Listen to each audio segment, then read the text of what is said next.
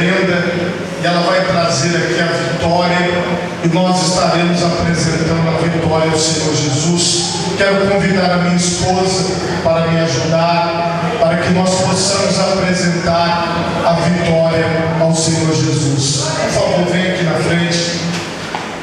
Louvado seja Deus. Pode subir aqui. Irmãos, a igreja do Evangelho Quadrangular, ela não batiza crianças, mas ela apresenta as crianças ao Senhor. Amém? Assim como a palavra de Deus nos manda.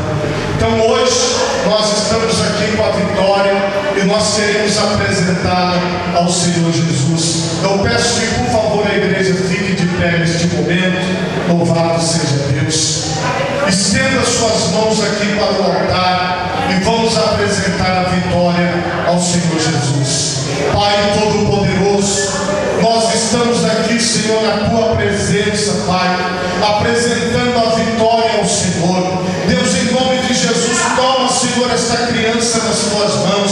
Senhor, em nome de Jesus, toma o futuro da vitória nas Tuas mãos. Que ela possa estar sendo protegida pelo Senhor, guardada pelo Senhor. Pai, nós consagramos a vitória diante do Teu altar. Nós consagramos a vitória na Tua presença. Que ela possa crescer, Senhor, no Teu altar. Que ela possa crescer diante do Senhor, ó Deus.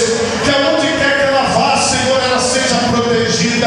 Eu oro, Senhor, para que ela possa ir bem nos seus estudos, para que ela possa cursar uma universidade, ó Deus, para que ela possa se formar, ó Pai, para que ela possa ser uma boa cidadã, Senhor. Eu oro para que ela tenha saúde.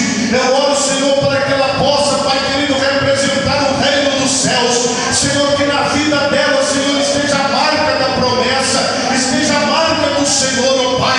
Nós a apresentamos ao Senhor e pedimos que o Senhor a abençoe em todos os seus caminhos, em nome de Jesus, amém.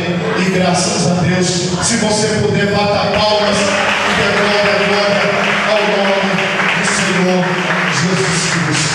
Amém, meus irmãos?